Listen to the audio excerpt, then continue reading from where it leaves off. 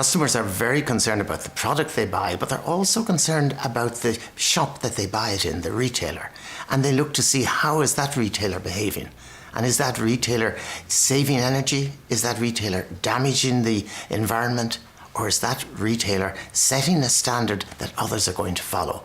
A typical retailer uses about 60% of their energy, of their electricity consumption on their refrigerated displays. And typically with, for example, fluorescent bulbs, 25% of that is actually used in the lighting. You can reduce that number from 25% to about 8% by using LEDs. So there's massive potential in this technology and in this sector, because energy efficiency is a very, very important thing for retailers. I find retailers right around Europe and right around the world are now very intent on making sure that they establish a high standard in this area because they know their customers want it. If you take an incandescent bulb, 95% of the energy that you're putting into that 100-watt bulb, 95 watts, is actually coming straight back out again as heat. So you're only getting 5 watts worth of lighting. The best LEDs currently available, you're getting more like 25 watts of lighting from the same amount of expenditure.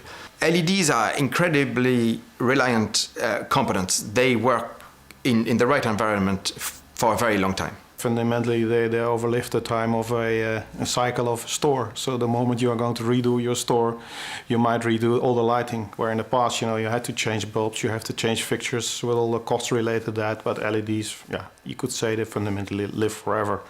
Energy efficiency is now a given. It's there, it's been proven.